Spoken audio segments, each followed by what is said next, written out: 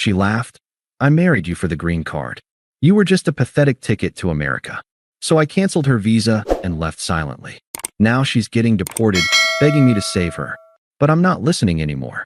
I met June in the kind of moment you convince yourself was fate, just so the heartbreak later feels cinematic instead of humiliating. I was in Seoul for a short work rotation for months. My Korean was garbage, but I was trying. I met her through a language exchange app. I was looking for someone to practice Korean with. She wanted help with her English pronunciation. Simple stuff, right? She was charming, soft-spoken. She had this laugh that hit somewhere between flirty and shy. She said things like, "Your voice is so calming," and "I feel like I can trust you." I fell for it. I thought she was different. She wasn't flashy like the girls on Instagram, but she had this ambition behind her eyes, like she wanted to make something of herself. We talked about books, travel, even spirituality. On our third meeting, she told me she wanted to live in the US someday. Said it like a dream, not a plan. I should have known.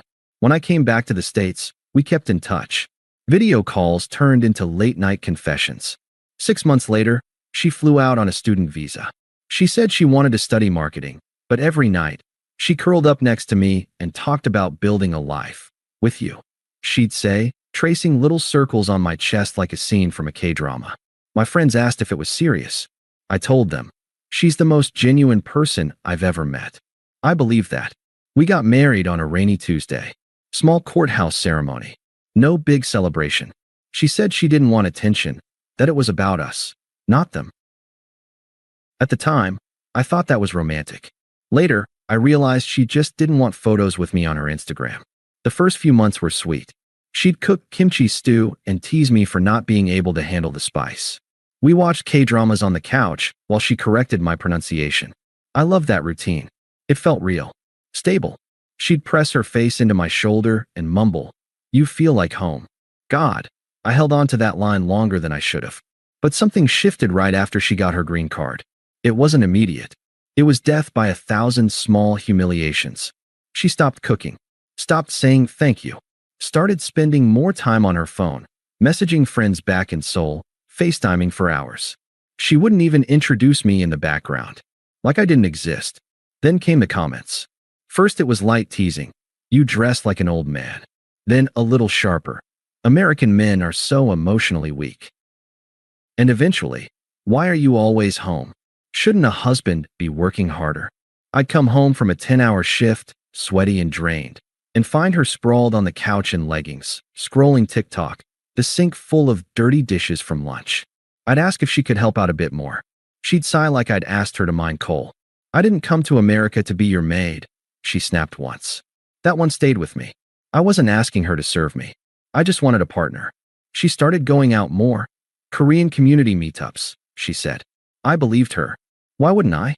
She'd come home late smelling like perfume I didn't recognize. Once, I asked if we could have a date night. Just us. She rolled her eyes and said, "Date night? What are we, high schoolers? I need adult conversation." She went to her room and slammed the door. That was the night I started sleeping on the couch. I still remember the exact moment she dropped the mask completely. It was a Tuesday. I had just finished folding our laundry.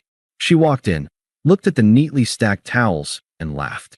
A real, cutting laugh, like she was watching a sitcom. "You really try so hard to be the perfect little husband, huh?" she said, arms crossed. I stared at her, confused. "I'm just trying to keep things together." That's when she tilted her head and gave me a smile I'll never forget. Cold, triumphant, almost proud. "I married you for the green card. You were just a pathetic ticket to America." Just like that. No shame. No hesitation. Like she'd been waiting to say it. I didn't yell. I didn't throw anything. I just looked at her and said, "Okay." She laughed again, this time louder. "That's it. No crying. No fight. God, even your reactions are boring." I didn't respond. I walked into our bedroom, packed a bag, and slept in my car that night. I stared at the roof and repeated her words over and over again, like I needed to hear them until they stopped hurting. "You were just a pathetic ticket to America." The next day, I went back while she was out. I took all my things, my documents, laptop, passport, even my spare sneakers. I left the key on the counter. I didn't tell her I was leaving. I didn't leave a note. I just disappeared. And she didn't call. Not at first. I didn't cry after I left. I thought I would. I thought I'd sit in the car and sob like some sad movie character while rain hit the windshield. But there was no rain. No music swelling in the background. Just silence. And a dull, steady beat in my chest that felt a lot like shame. Not because I loved her, but because I let myself be fooled that easily. I stayed at a friend's spare room for a few nights. James, old college buddy. He didn't ask many questions. Just handed me a spare key and said, "Take the bed. I'll sleep on the couch." The first night, I stared at the ceiling and replayed it again. Her voice. That sneer. "I married you for the green card. You were just a pathetic ticket to America." I didn't even need to close my eyes to hear it. What haunted me wasn't just what she said. It was how proud she looked when she said it, like she finally revealed the punchline to some long-running joke. The next morning, I called a lawyer. Not a divorce lawyer. Not yet. An immigration attorney. I explained everything. Our timeline. Her change in behavior. Her confession. The lawyer, older guy, very direct, asked, "Do you have any proof of that statement?" I told him I didn't record it. But he said, "That's okay. If there's a pattern, we can build a case." That's when I started collecting. I logged into our shared photo storage and pulled everything.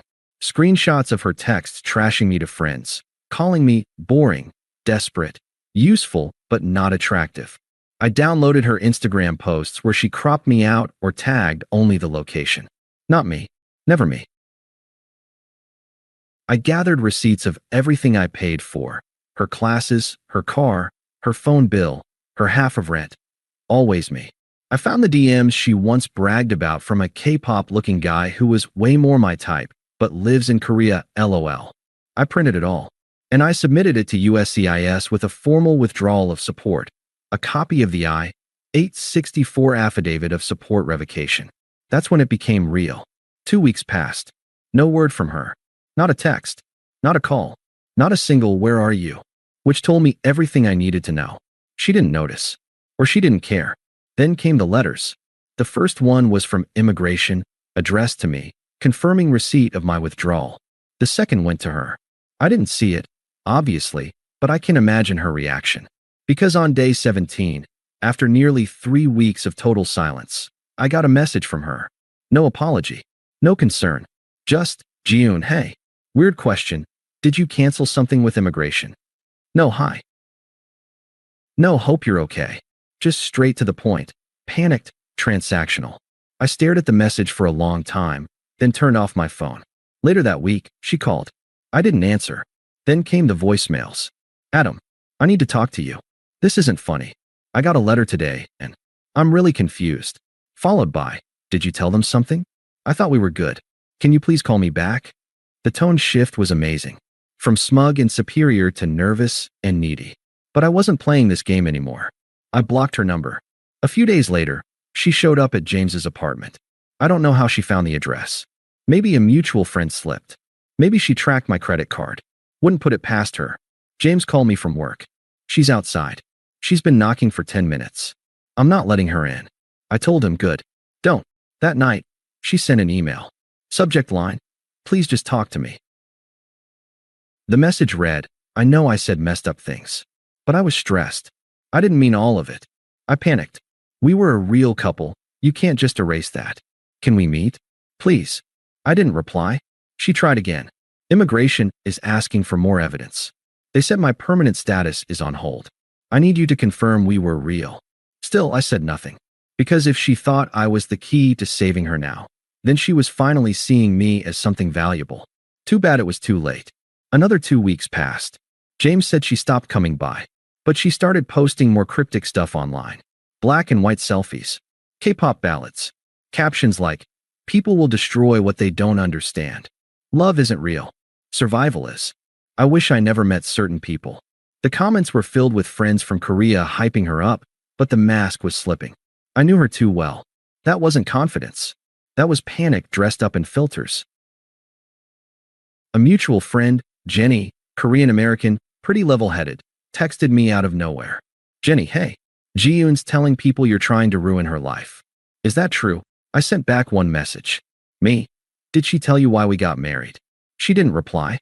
Not that it mattered. The final straw came when she called my office line. A desperate voicemail.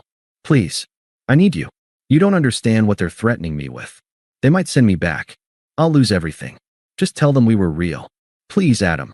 Please. I saved the voicemail. Didn't return the call. Didn't even flinch. I was finally at peace with one thing. She used me to get here. But I'd used the truth to send her back. I didn't hear from Jiyoon for a couple weeks after that last voicemail. No texts.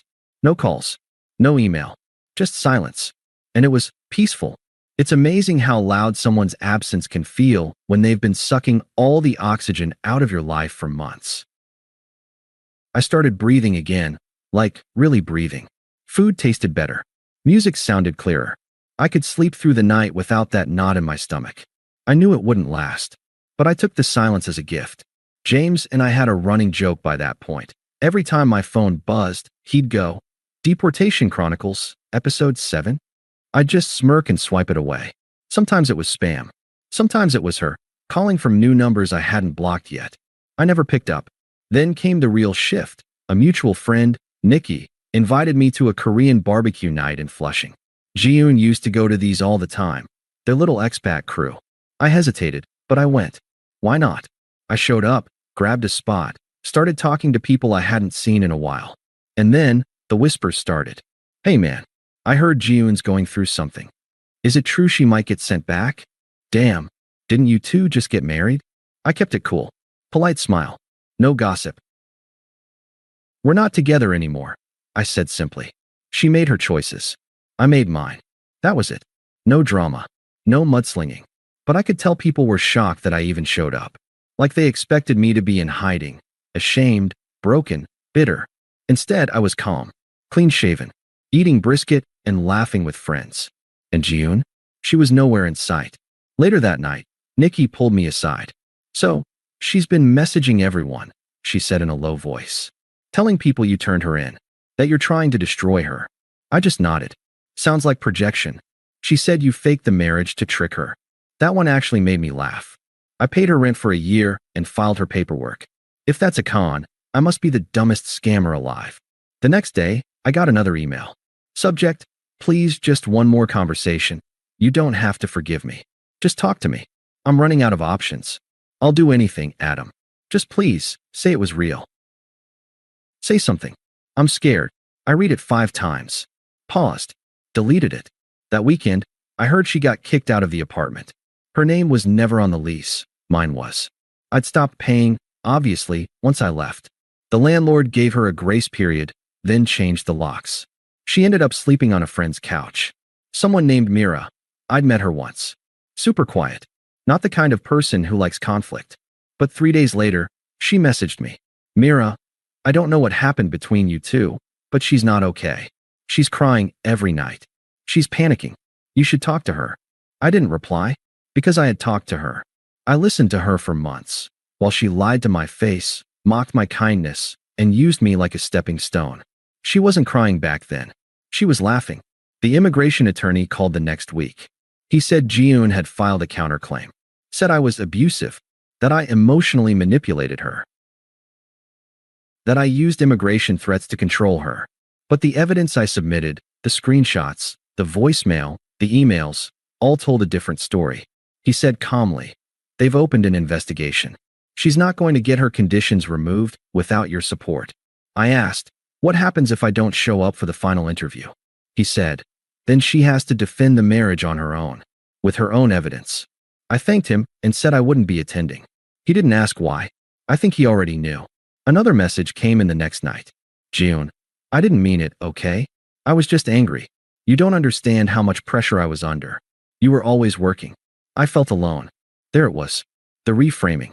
The attempt to turn my hard work into her justification. I didn't reply, but I wrote a note to myself that night. Never trust apologies that only show up when consequences do. Things got worse for her after that. Mira stopped hosting her, said she was too erratic and demanding. Apparently Jiyoon started lashing out. She crashed at another friend's place, but that only lasted a weekend. Then she moved to a shared Airbnb room in Elmhurst. Some random Korean girl posted it on a Facebook group.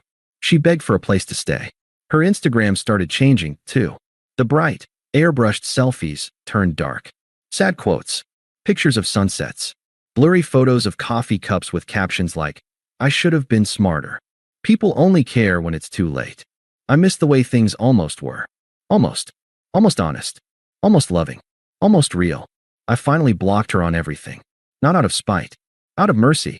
Because I knew what was coming next. She was running out of time. I was at the DMV when I saw her again. I'd gone to renew my license. Nothing dramatic. Just a boring Tuesday in Queens. I was standing in line, checking my phone, and there she was. Across the room. Hair pulled back. Hoodie too big. Makeup smudged like she'd either been crying or just didn't care anymore. She didn't notice me at first. She was arguing with one of the attendants about a name mismatch on a form. Her voice, that sugary lilt she used to put on, was gone. It was flat. Irritated. I should have left. I thought about leaving. But I didn't. I stood in line. Silent. Calm. Eventually, she turned. Saw me. Froze. Her mouth dropped slightly, like she couldn't believe I was real. And then, fast, too fast, she walked up. Adam. Wait. Please. I didn't say a word. Can we talk? She said, like we were bumping into each other at brunch. Not like she'd been trying to weaponize the U.S. immigration system against me 6 weeks ago. I looked her in the eyes. Still calm. No. Just for 5 minutes. Please, I messed up, okay? I know that. I was scared. I said things I didn't mean. You meant every word. I have the voicemail, remember? She went quiet. Her face twitched.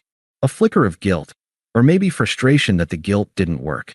Then she tried a new angle. They're going to send me back. You know that, right? I'll lose everything. I don't have anyone in Seoul. My parents won't even talk to me. You don't have to love me. Just don't let them do this to me. I didn't do anything to you, June, I said. You did it to yourself. The security guard at the DMV must have noticed something. Maybe her tone, maybe the way she stepped a little too close, because he drifted over and stood nearby. Not saying anything, just watching. She noticed too. Her voice dropped to a hiss. You think this makes you strong? Ignoring me while I'm begging? You think being cold makes you a man? I smiled a little. No, but it makes me free. She stared at me like I'd slapped her. Wow, she whispered.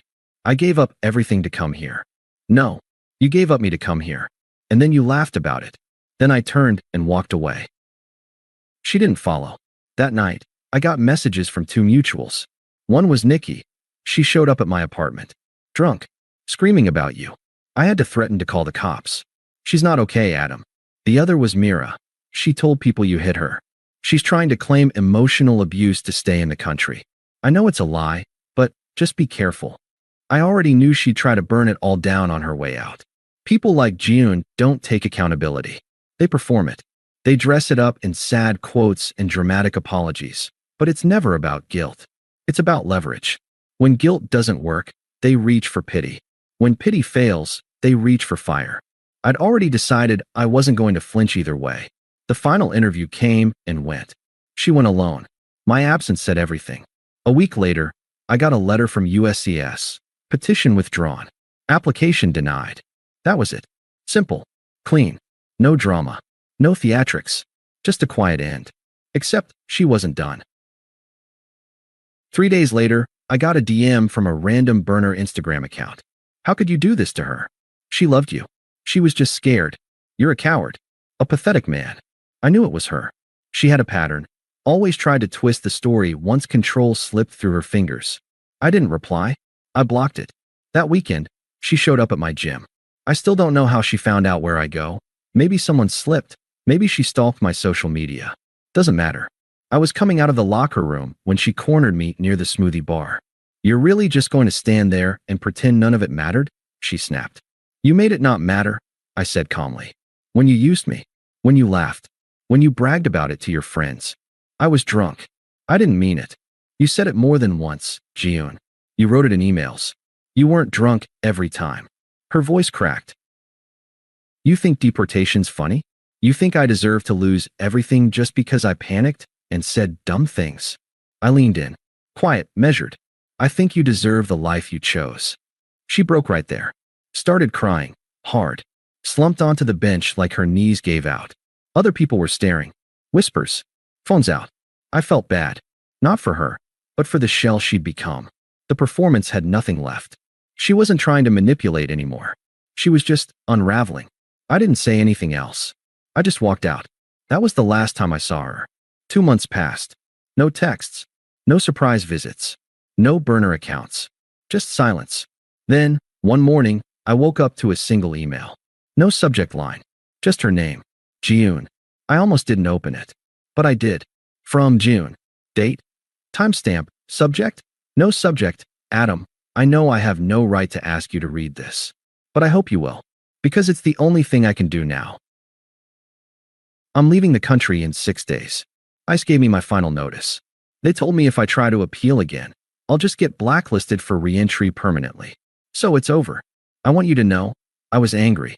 I was scared. I felt stuck and useless and like nothing was ever going to work out unless I controlled something. And you were there, kind, steady, patient, too patient. So I used that. And I thought if I just told myself it was survival, it would make it okay. It didn't. I don't sleep well.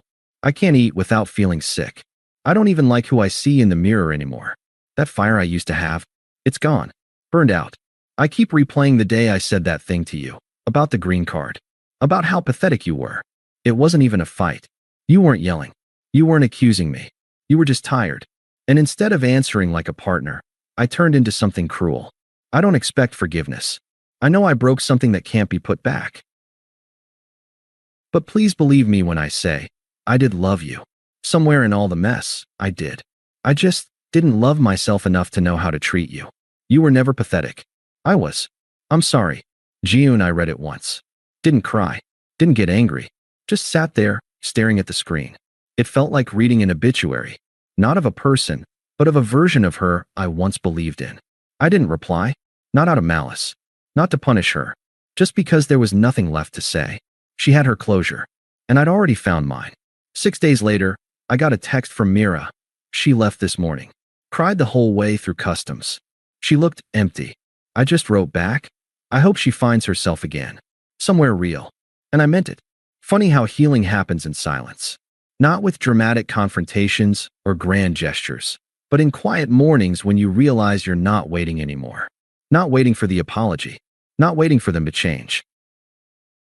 Not waiting for the pain to make sense. You just move forward. Last week, I met someone. She's nothing like June. She's emotionally present, direct, honest in a way that's disarming. She doesn't perform vulnerability. She lives it. We're taking it slow. No big declarations. No visa paperwork. Just coffee, hikes, late-night talks. It's peaceful and real. I don't hate June. I don't wish her pain. I don't smile at her downfall. I just don't care anymore. And that, I've learned, is what healing actually sounds like. Not revenge. Not fire. Just peace. Thanks for watching.